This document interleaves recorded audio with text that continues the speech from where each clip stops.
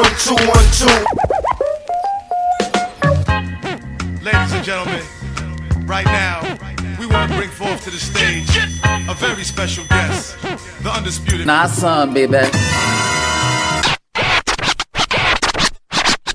And this is another episode. Can't help but swing it, boy. Swing it, brother, swing. And this is your host. Nah, son, baby. Here we go. Microphone check 1-2-1-2. This is your host, Nasan, baby, and this is another episode of Swingers After Dark, and I'm gonna call her Miss Vegas. You know what I'm saying? I'm gonna call her Miss Vegas, and she's a Rona survivor. And for you slow motherfuckers out there, Rona is short for coronavirus. So how did you how you think you contracted the coronavirus? I am a frontline worker. An ER nurse. And that's how you think you contracted the coronavirus? I do. So you were constantly... Well, I said I have a large family, and no one in the family caught it. Only I did.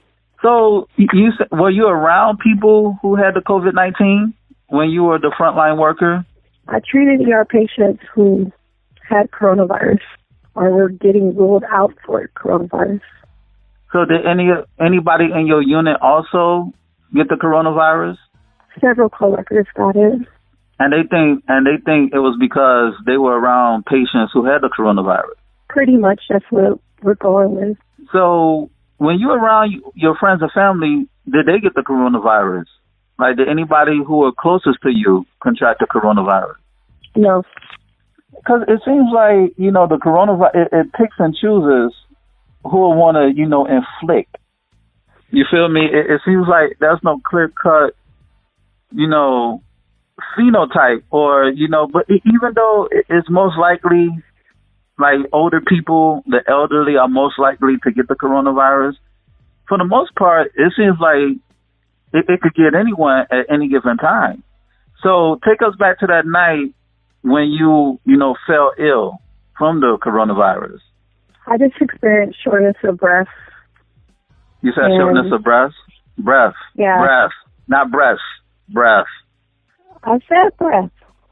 You said breath. Oh, okay. Let's not. I know we got some perverts listening to this show, but we're gonna keep this clean. So you said shortness of breath. Yes. Because you do got a lot of breath. Oh, anyway, keep going. You said shortness of breath. Yes. And you had a shortness of breath. And did it just happen? Yeah, it just came out of nowhere. Just came out of nowhere, like peekaboo, like that. Yeah. And then what happened? What was your first thoughts?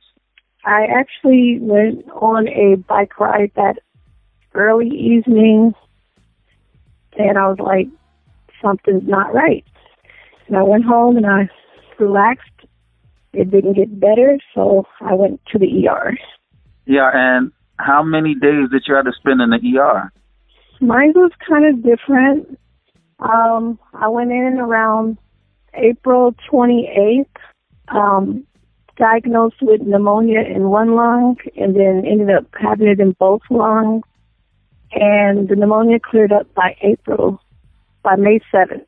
In May 7th, I went back to the ER 4 hours after discharge with a spontaneous abdominal bleed, and I almost died that day. On what day? May 7th. May 7th. So you went in April 28th, correct? Yes. And you almost passed May 7th. 4 hours after discharge. So when did you get home? Like, when everything cleared? Because, of course, you're talking to me now and you're home now. So when, they decided that you were good to be cleared? May 19th. Damn, that's almost a whole month. From the time you caught it to the time you left the hospital and you were cleared to go home, that's almost a month. Yeah, spent a lot of time in the ICU, multiple blood transfusions, multiple antibiotics, kidneys failed. A lot went on in that time. And ladies and gentlemen, ICU means intensive care unit, not ICU. You dig? It's ICU, intensive care unit.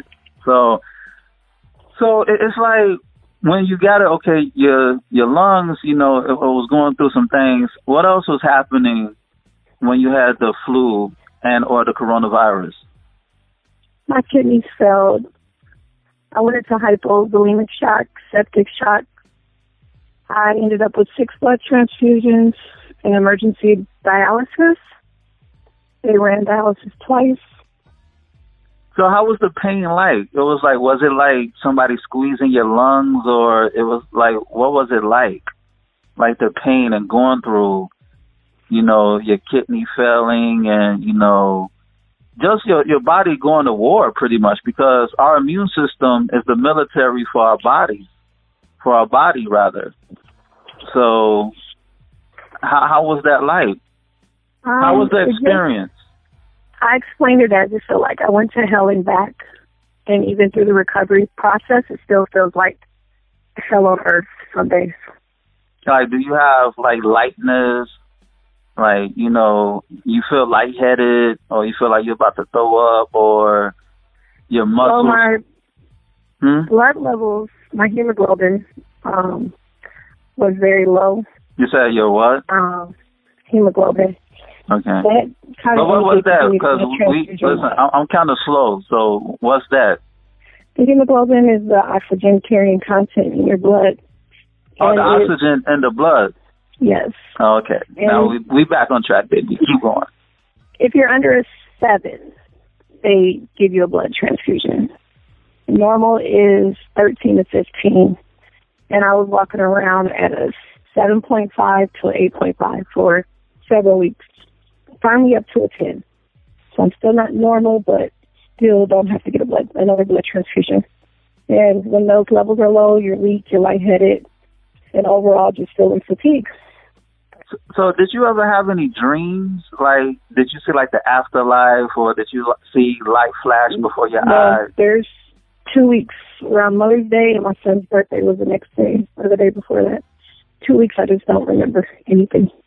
So it was like you were on some Men in Black shit, you know, with the memory loss. Like somebody got the memory stick, and it was like you lost your memory. You could say that. I don't remember people coming to talk to me. My coworkers were bringing letters, and I don't remember any of it. Gee, that sounds like you were in a coma. Pretty much, but by the grace of God, I didn't get intubated, so I didn't have a tube down my throat. But I was physically there, but not there mentally, I guess you could say. So did you do you remember fighting? Like, how was the fight?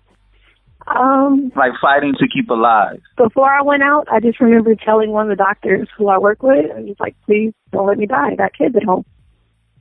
That's pretty much the last thing that I remember. So how did they treat you? How did they what? How did they treat you?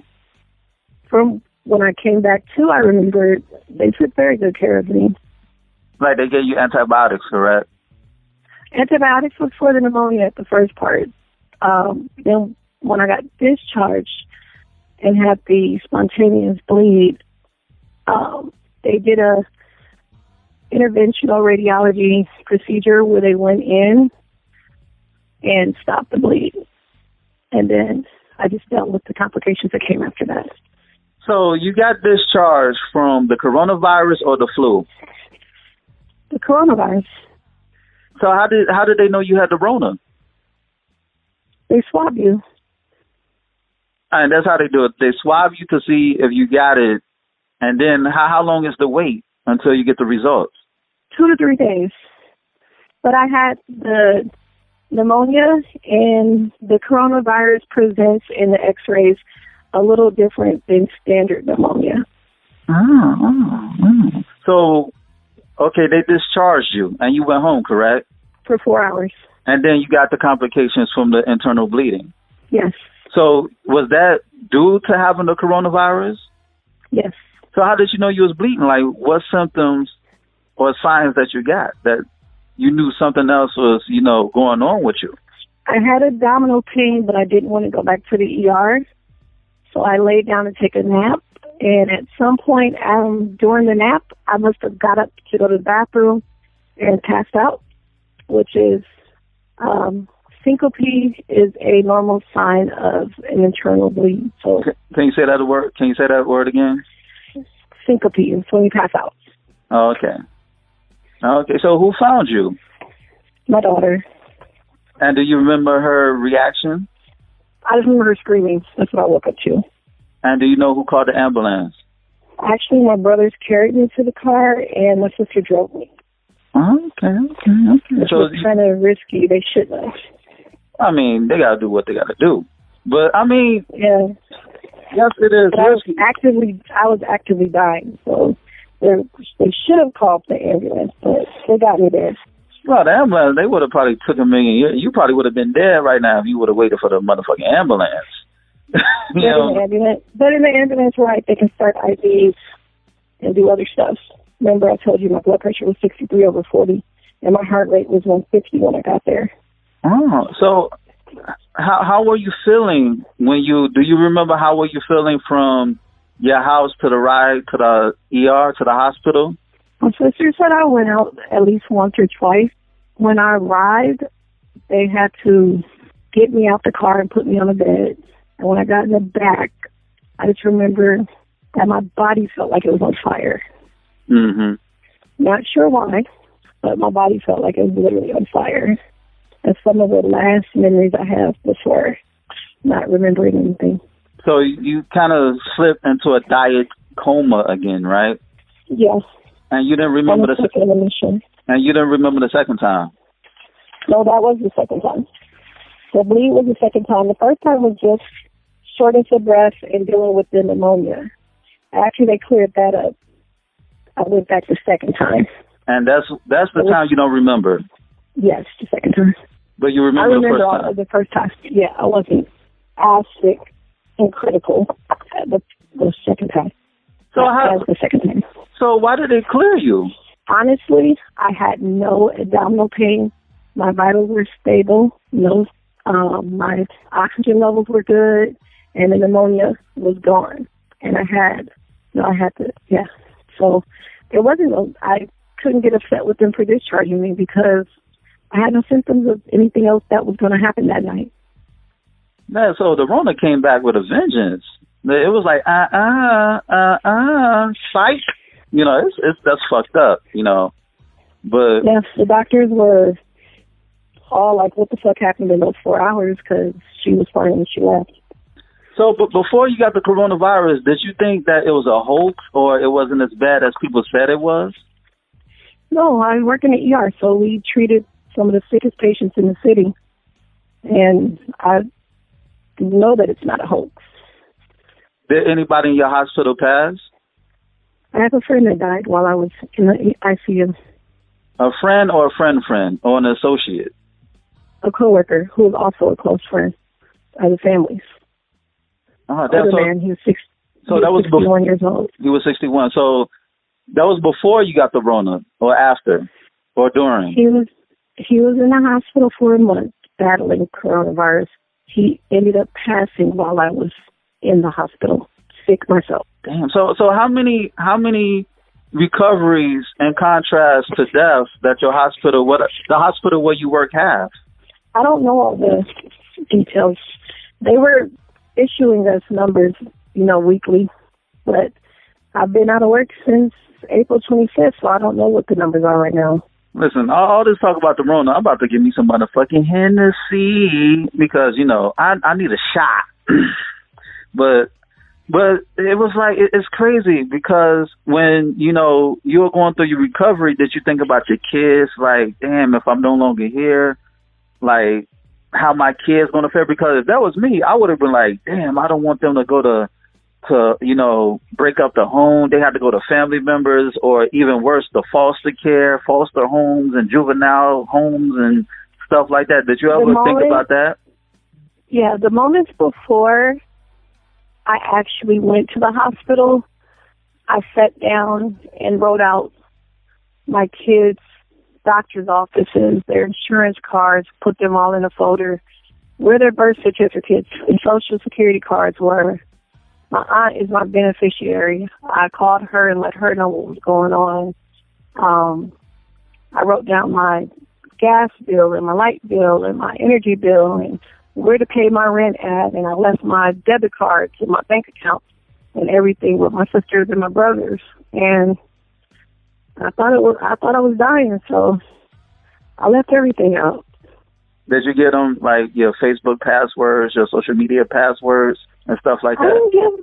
I didn't give them those because I'm not huge on social media like that. So You didn't want them to creep, go through your inbox and say, whoa. I didn't do huh?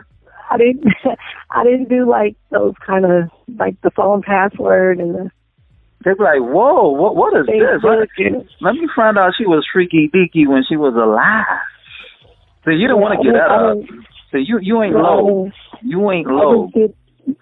I just did the main stuff, the needed, necessary stuff. You didn't want them to see you freaky deaky. Ow. But I get it because that's personal. Like the other stuff, that's like anybody could get to those, but you didn't. you didn't want like them inboxes to be run through. Yeah, but I told social media is more than enough. Yeah, I don't post much. So how did they determine that you were well enough to leave the second time, to leave the hospital the second time? The second time, blood work was getting better. When I left, I wasn't able to walk. I was actually walking with a walker. My balance was off. Your equilibrium was off. Yeah, and I also had about 20 extra pounds of fluid on me from all the blood transfusions and fluids given. So it was rough. I couldn't walk. I couldn't get up off the couch by myself. My brothers and siblings had to help me. The first 2 weeks were really rough. So go through those first 2 weeks. Why were those first 2 weeks after being discharged rough? Like, what did you have to do? Was you like a baby who had to learn how to walk? It wasn't like learning how to walk again? Yeah, it was learning how to balance so that I was safe enough to get up and get across the room to the bathroom. I couldn't sit in the family room because the couch is a goose down feather couch, so I was too low for me to get up off of. I couldn't get in my bed. My bed is too high. So I ended up in the formal dining room or the formal living room. And that was where it was a little easier, but I still required some help, but not as often, depending on the level of pain that I was in. I can't stand up and cook for my kids. My brother does all that. I couldn't shower by myself. My sister had to help me with that. I had to get assistance with getting up the stairs. In the first week, I couldn't get up the stairs. My sister still has to help me with my hair. Even now, I can walk without the walker. I can get across the room, but I still get short of breath. But my oxygen levels don't drop, which is a blessing. And what's also a blessing is that you had a support team, because a lot of people don't have a support team, so that also helped you with your road to recovery because you have assistance. I've actually been helping support 4 of my siblings through the last year and a half, and they stepped up and helped me out when I needed it. Did any of your patients who had the coronavirus, did they have the same support that you have? I don't know. We don't really get a follow-up. We're in the ER, so we basically patch them up, stabilize them, and get them upstairs. So we don't have them long-term. We don't come into the ER and see the same patient the next day. As if you're in the ICU or med-tel, you're on the floor, you see that patient through their recovery process. We don't get that in the ER. So what's the difference between having the flu and the coronavirus, or the pneumonia and the coronavirus? See, I said ammonia. The pneumonia and the coronavirus. What's the difference between the pneumonia and the coronavirus? I think it's more or less just the symptoms and the way it attacks the body. There's regular pneumonia, and then there's coronavirus pneumonia. I'm not quite sure if it's the way that they treat it or if it's if they use different types of antibiotics. I'm not actually all the way clear on that. I didn't research that part. So how did you know that you needed a blood transfusion? And how was that experience like? I wasn't. I'm trying to think if I was up when they told me that I was getting one. Did they tell you why you needed a blood transfusion? Oh, you need a blood transfusion. Remember, I was bleeding on the inside. Well, I didn't know. Like, I don't know about all that. Mm-hmm.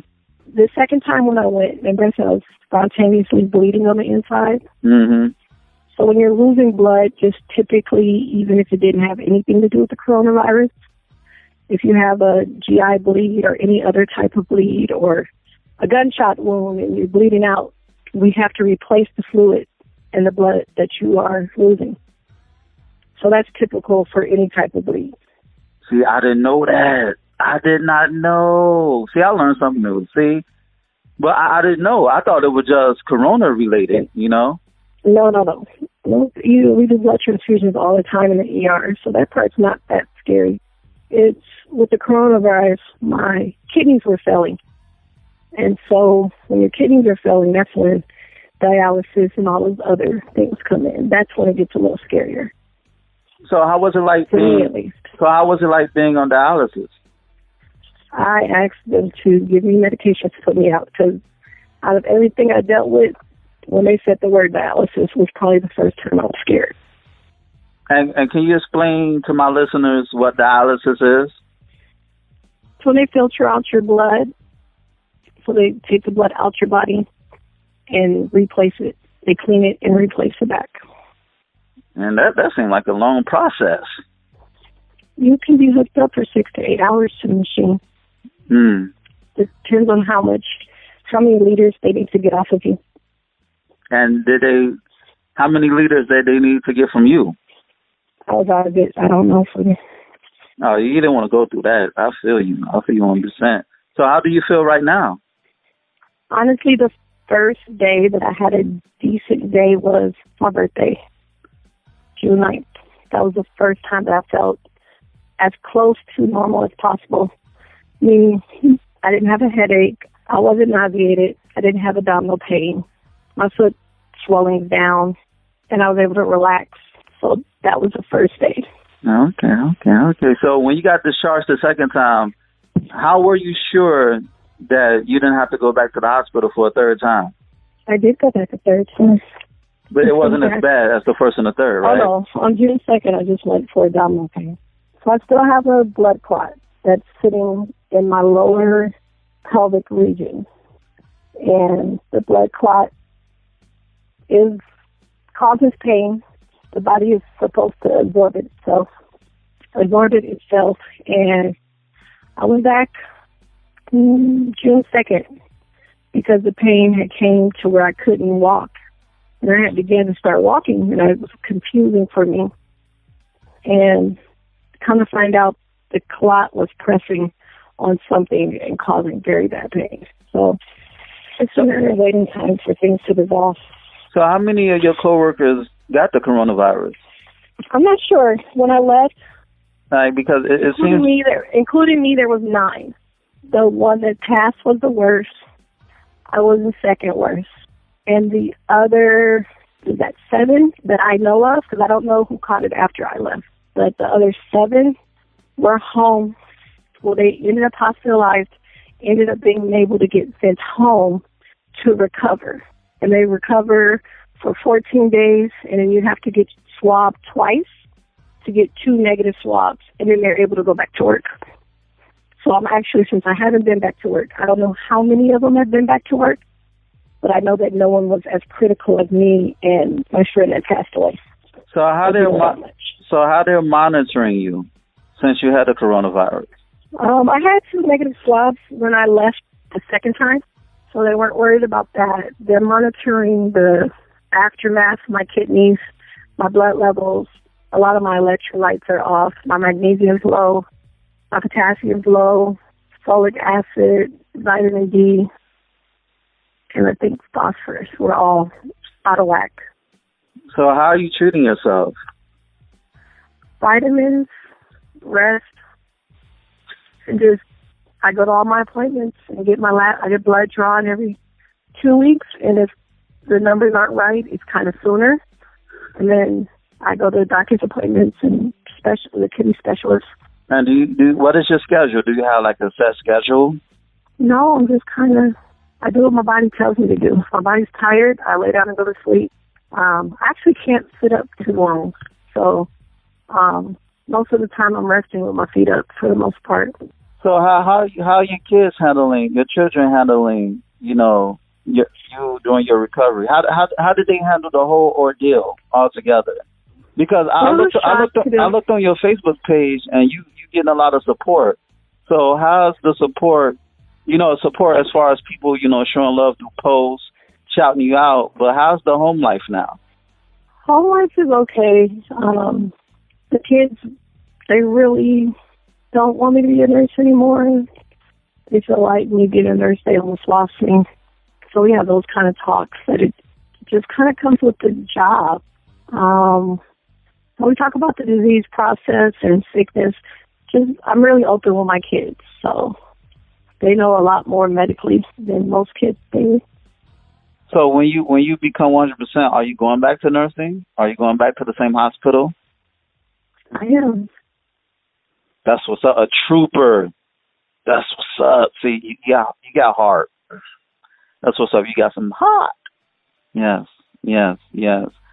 But so what advice and suggestions can you give to people who either have friends, family, or associates, going through the process of recovering from the coronavirus, or if they already have it, or if they're, recovering and recuperating now? What advice could you give them? Just prayer. Prayer got me through it. Definitely just not giving up. Because there are days that I was just like, I don't want to live like this. Like, I'm not going to kill myself, but I don't want to live like this anymore. I'm frustrated. I'm tired. I'm sleepy. I'm tired of hurting. I'm just tired. But just not to give up. And as time goes, symptoms get better. Blood work gets better. So it's just don't give up and give it time. Allow time to heal itself. Did you have to change your diet and change your eating habits? And do you have... I didn't eat much in the hospital. I didn't have an appetite. And I had lost my taste for a while. And still some things don't taste right to me. So I can't really say I changed much. I just kind of try it, and if my body rejects it, then I just don't eat it. So are you like, the people are creating... I can't hear you right now. Can you hear me now? Yes. So people have their own concoctions, like their own home remedies. Do you have yours? Because people are drinking hot toddies and stuff like that. Do you have yours? No. I had to increase my fluid intake. Because I ended up, 2 of my blood draws showed that I was dehydrated. And I was already drinking almost a gallon of water, but my kidneys were still saying I was dehydrated. So I increased my fluids, fresh fruit, smoothies, just really light stuff is all I can tolerate. And it was kind of hard because my protein levels are down a lot. And so I just do a protein shake in the morning when I wake up. Nothing special, something already mixed, because like I said, I can't mix it myself. So I just have I don't even know what brand it is. I think it's Special K. Special K protein drinks in my refrigerator. Can you drink liquor? Like I don't have a desire for liquor or sex right now, to be honest. Okay. No, I completely understand. No, someone else had asked me that. One of my best friends, we were talking, and of course my birthday was June 9th, so people are like, let's have a drink. And I'm like, I don't want to go out. I don't want to have a drink. I don't have, it's not even a desire. Before Corona, before I caught it, when I was sitting at home on my off days, quarantined, I was drinking Honey Jack and Coke almost every night, which was not even normal for me to drink that often. But now, no desires. So because I know some home remedies that you can mix like, you know, cinnamon and ginger and lemon lime and, you know, green tea with, you know, with Jack Daniels My or baby whiskey. brother would mix me up some stuff sometimes, and I didn't always know what was in it. But I don't do anything routinely. Okay, so everything's good with you. Besides that, the recovery's on point. Are you at a place where you want to be and a place where you want to go? No, not until this recovery's fully over. I don't think I'll be at work until mid-July. I was hoping the beginning of July. So how are your family treating you? Are they treating you like they don't want to touch you? You know, like you're an alien or something? Like how they... We're really close, and my two youngest are really spoiled. So wherever I have slept since I've been home, whether it was in my room or downstairs in the living room, they're right there by my side. And they don't care about possibly contracting the coronavirus. I told you I had 2 negative swabs. I'm negative. Okay, so far so good, right? Yeah, so since before I came home, I had 2 negative swabs. So I've been negative since I've been home. The only time that I was positive was when I came home on the 7th, and I was home for 4 hours. So technically no one in my house caught it those 4 hours. And they weren't around me. Mm-hmm. When I got home from the hospital the first time, they would check on me, ask me did I need water, did I need anything, pretty much. So they were around me briefly, but those 4 hours were the only time that I was physically home and positive. But since I've been back, I was not. I've been negative. But all that matters is that you get a lot of love from your loved ones, right? Yes, they're very supportive. And on that note, this has been another episode of Swingers After Dark, and this is your host, Nasun, baby. Check out my website at www.nasunbase.com. That's www.nahsunplaze.com. And check out my ebook, You, Me, Us, Them, The Springer Manifesto. It's on Nook, Kindle, iBooks, Google Play. Go get it. Shoot me an email at swingpodcast@gmail.com. That's swingpodcast@gmail.com. And hit me up with any questions and or concerns that you may have. Rate, share, subscribe, and comment on this podcast. Dig. And on that note, until next time, peace. And stay safe and healthy, man.